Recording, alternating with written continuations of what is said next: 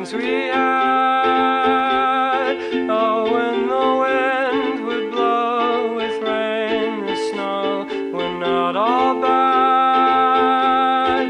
We put our feet just where they had to go.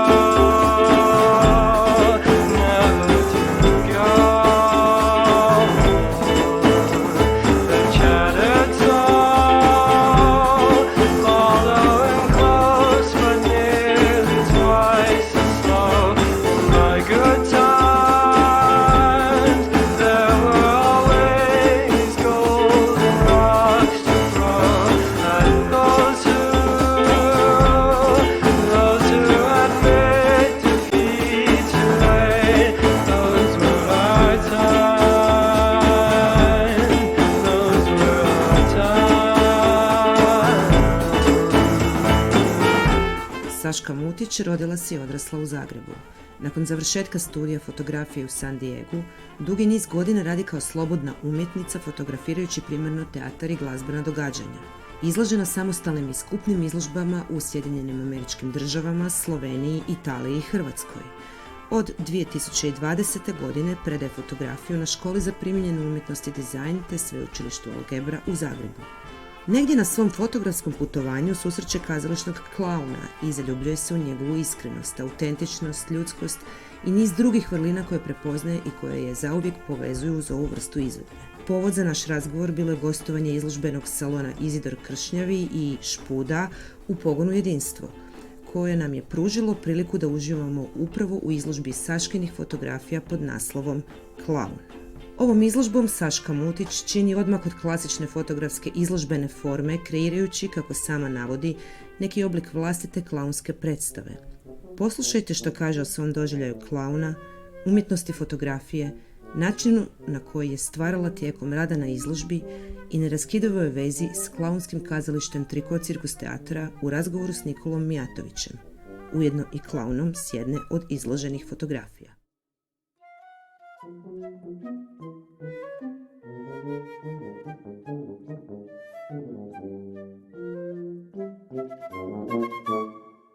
Ja sam Saška Mutić, fotografkinja. Rekao mi je moj prijatelj Branislav Glumac da se ne smijem predstavljati kao fotograf. Bavim se fotografijom, živim fotografiju, studirala sam fotografiju i učim djecu i studente fotografiju.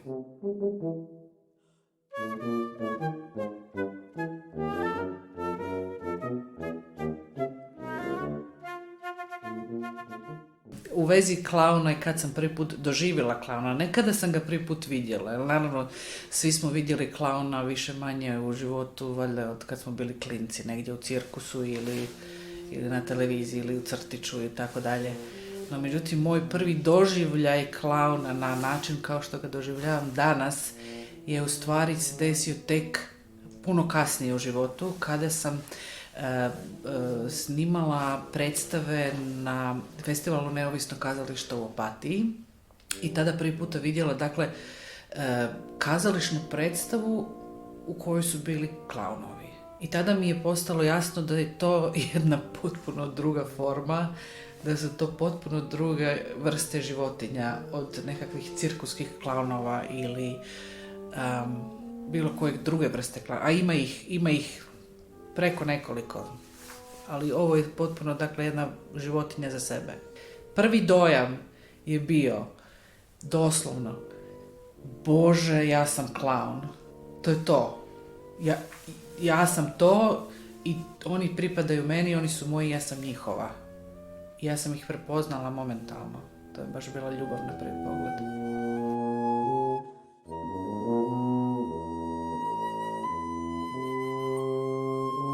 Kroz godine psihološki, kako sam kopala po sebi i pokušavala napraviti bolju verziju sebe i riješiti se nekakvih čisto problema u životu, steći neke alate kako se nositi sa svakodnevnim životom i problemima i tako dalje.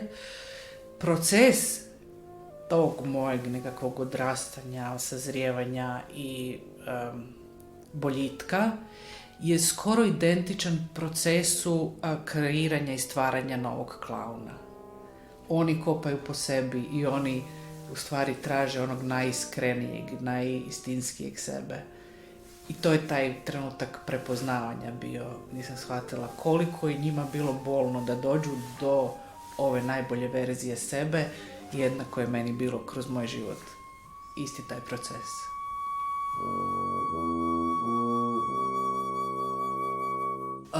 Ova konkretna izložba je isto tako bila proces i rezultat doslovce dugogodišnjeg stvaranja i fotografiranja klauna. Fotografije koje su izložene na ovoj izložbi konkretno su dakle od 2011. do danas, dakle ima dobrih 10 godina.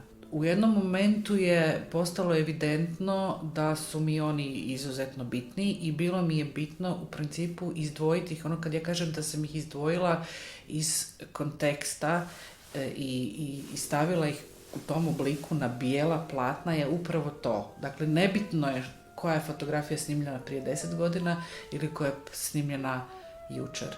Jednako su aktuelni bili tada i sada i jednako će mi biti aktualni i za 10 i 20 godina. Nadam se da god budem mogla držati kameru, fotografirat ću klaunove.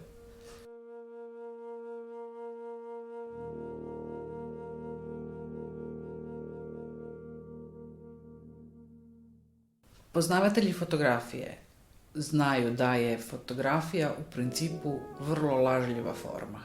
Radi se o tome da mi je nakana ljude educirati o tome da fotografija nije bazično dokumentaristička fotografija. Čak i fotografija koju nazivamo dokumentarnom fotografijom je snimljena iz potpuno subjektivnog aspekta i kuta.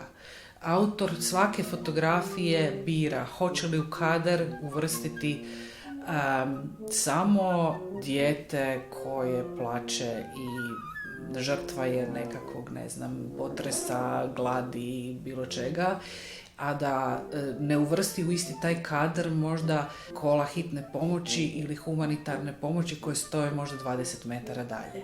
Dakle, utoliko je to itekako subjektivna i lažljiva forma. Fotograf bira šta će prikazati. Divno je to što svaki fotograf manipulira upravo time kakva će biti reakcija na fotografiju. Kad kažem svaka fotografija je umjetnička forma samo zbog toga što dolazi subjektivno iz pojedinog fotografa. Nema dvije iste fotografije na svijetu. Mogu dva fotografa snimiti istu fotografiju, ali će dojam doslovce biti drugačiji. Ja prepoznajem svaku svoju fotografiju da ju vidim bilo gdje na internetu, u štampi. Ja znam koja je moja fotografija, jer se sjećam točno trenutka i osjećaja gledano kroz objektiv što se događalo i kako sam, na koji način to snimila. Sad, u ovoj konkretno izložbi tu malo ima i sarkazma, malo mojeg ismijavanja između ostalog i korelacije gdje fotografska umjetnost nije doživljavana kao umjetnička forma. Fotografije se najmanje prodaju u galerijama. Ljudi generalno ne doživljavaju fotografiju kao nešto što bi imali na zidu. I kao generalno razmišljaju o umjetnosti, ako je na platnu, onda je to umjetnost. I upravo ova izložba gdje sam ja svoje klaunove stavila na platno je moje klaunovsko ismijavanje i podrugivanje. Evo, želite umjetnost, izvolite na platnu. Kao što su klaunovi, nažalost, blago podcjenjivani, ne možda i blago, malo i više nego blago podcjenjivani sa strane svojih kolega glumaca kao forma, a oni su klaunovi, nisu oni pravi glumci.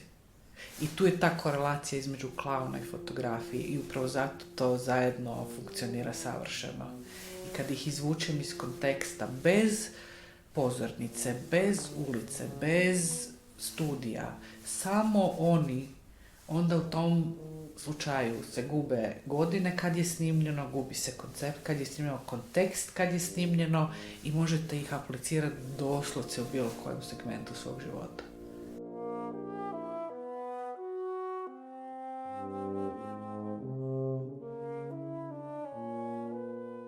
Stvarajući ovu izložbu, bilo je jednako iznenađujuće za mene kao možda i za posjetitelje izložbe, jer moja originalna nakana je bila u principu samo napraviti laserski transfer na platnu i zaustaviti se na tome i da to bude to. Međutim, proces kreiranja ove izložbe, znači dugo vremena, meni je trebalo 4 mjeseca da ja izradim znači sve ove fotografije trebalo 4 mjeseca da završim.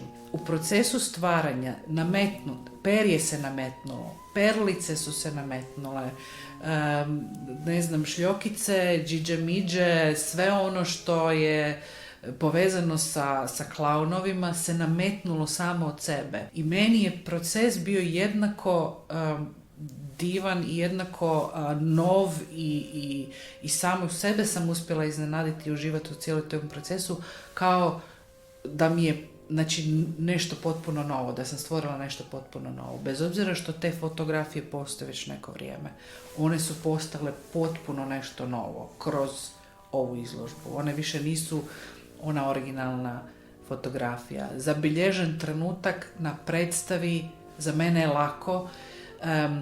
Kako fotografiram teatar godinama, to se vježba, izvježbala sam se predvidjeti u kojem momentu će se promijeniti rasvjeta, izvježbala sam se predvidjeti u kojem momentu će oni skakati, i oni skaču non stop, stalno skaču, ali sam se izvježbala predvidjeti u kojem trenutku ću ih uloviti u zraku i masa tih fotografija kad se gleda gdje, znači nisu izdvojeni iz konteksta, gdje su oni na stage-u, se vidi gdje oni skaču po stage-u i tako dalje. Postalo mi je upravo zabavno predvidjeti takve trenutke i loviti ih i izvući esenciju predstave koja je bila bitna ne samo glumcima nego i autorici predstava, većina tih predstava Lide Long, koja je upravo tako zamislila. To mora biti živo, to ne smije biti statično, to se mora doživjeti upravo na taj način.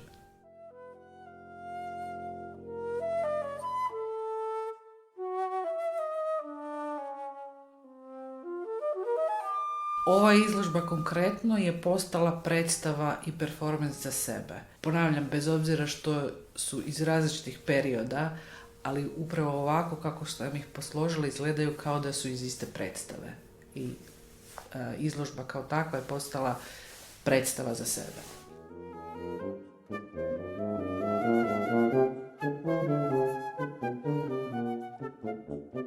Meni je strašno interesantan iz razloga što generalno literatura meni nije strana, kazalište kao tako nije strano, vrlo mi je blisko i iza svakog performansa njihovog i predstave je neka priča.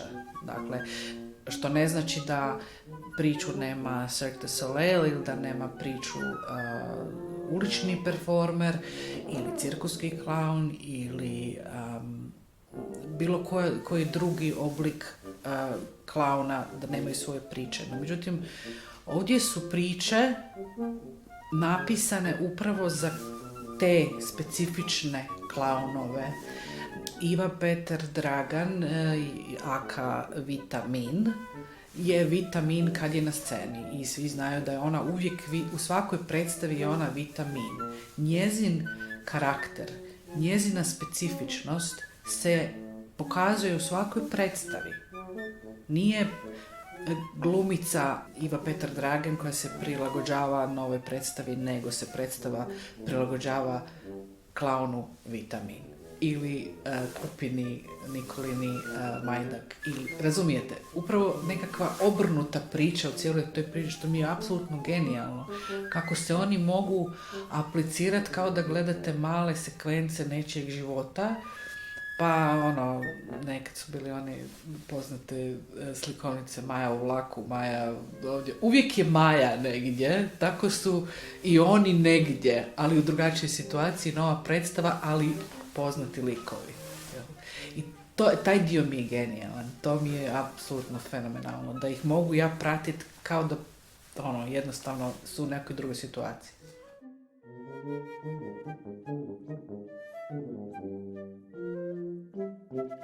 Ja živim sa Trikot Cirkus teatrom.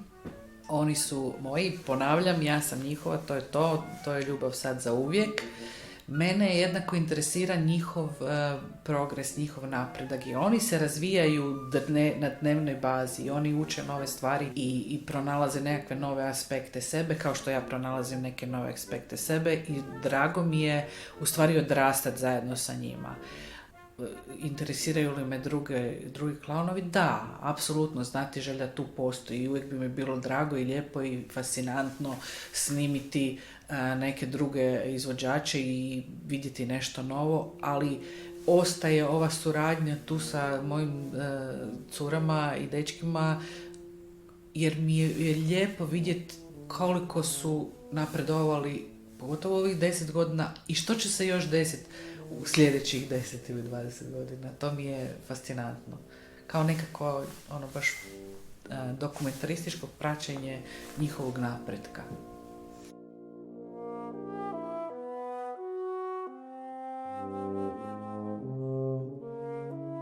Bilo bi mi izuzetno drago da u jednom trenutku netko doživi trenutak, aha, to je tako, znači bilo bi mi izuzetno drago.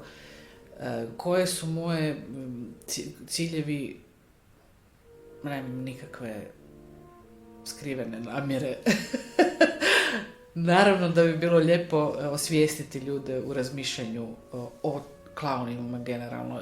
Većina ljudi kad ih pitaš imaju prva asocijacija na klauna je It. To je jedan, znači užasan strah, nešto prestrašno. Klaun u cirkusu, znači onaj koji se prekobicava, lupaju ga, špricaju ga, izrabljuju i tako dalje. Ili doživljavaju kao jednu neozbiljnu formu, to je za dječje rođendane i tako dalje. Kada bi ljudi imali više prilika doživjeti drugačijeg klauna, a radi se na tome, onda bi se i percepcija kazališnog klauna promijenila. A i shvatili bi da je zaista ozbiljna forma. Ne umanjujem nijednu formu klauna, nemojte me krivo shvatiti, nego želim reći, možda bi bilo dobro da se kazališni klaun malo više eksponira i dođe do izražaja.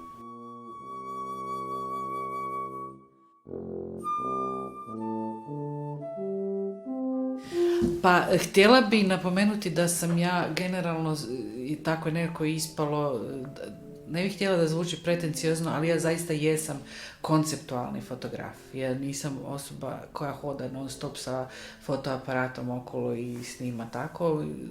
Svaka moja izložba je, na njoj sam dugo radila, dugo sam razmišljala o tome, uvijek je popraćena tekstom, nekakvim esejem koji je na neki način elaborat upravo toga na čemu ja radim. Ja sam primarno analogac, znači ja primarno sam u stvari i najčešće kad radim na nekim svojim projektima snimam analognom fotografijom.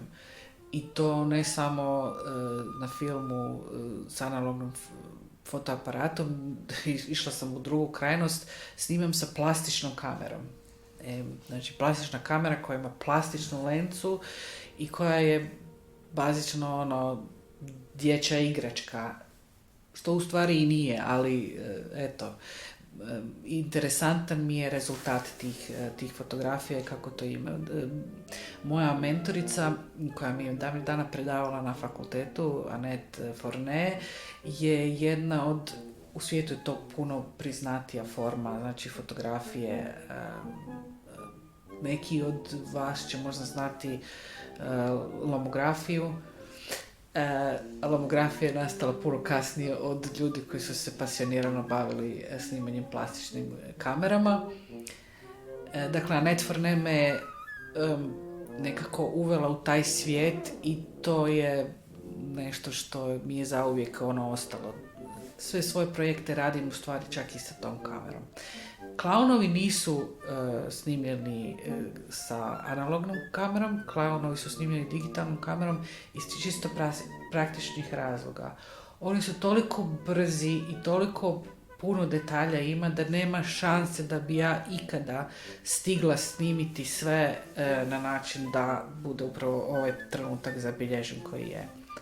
Moji ostali projekti su više čak i režirani, namještani, režirani, promišljeni. Ja imam gotovu priču prije nego što snimam projekt. Tako da ima toga, ima puno priča koje bi voljela još prikazati i pokazati. Nekih nedovršenih, nekih potpuno završenih, ali većina mojih projekata je u stvari ongoing project na kojem ću raditi do kraja života. Ono kad imate na noćnom ormariću 7 knjiga pa paralelno čitate sve.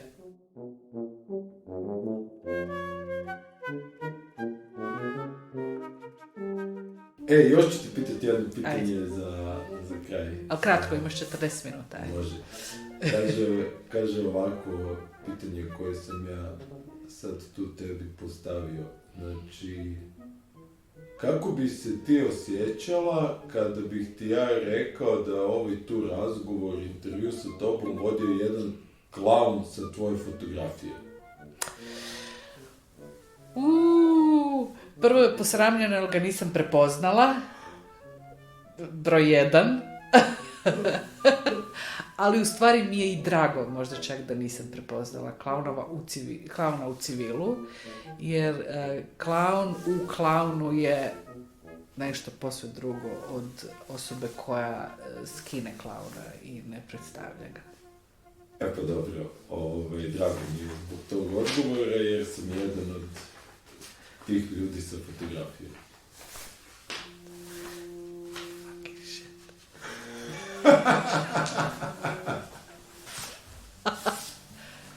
Ne. Hoćemo se fotkati ispred. Da. Ajde.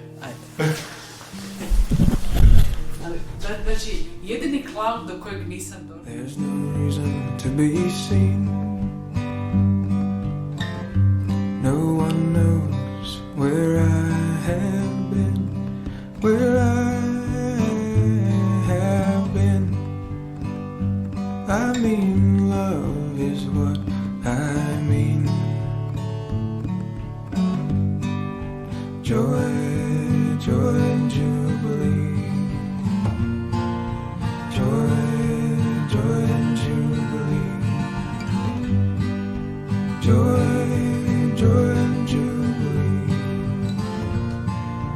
Joy, joy and jubilee.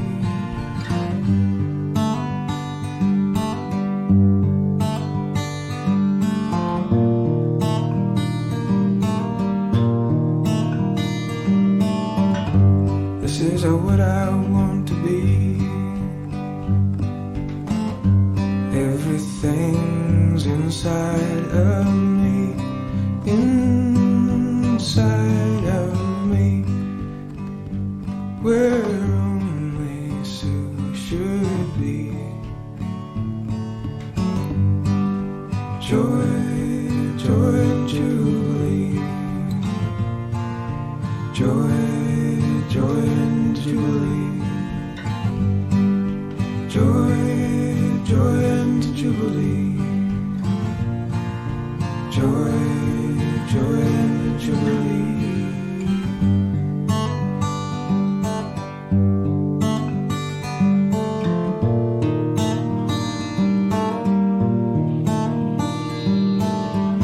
And everything is on the way, and every face is in a hidden place. Slušali ste intervju sa fotografkinjom Saškom Mutić, snimljen povodom njezine izložbe Klaun u pogonu Jedinstvo od 15. do 20. siječnja. Razgovor vodio Nikola Mijatović. Tonski obradio i uredio Ratko Bokić. Uvod i odjavu pročitala Jadranka Žinić-Mijatović. Kulturan radio. Cirkorama.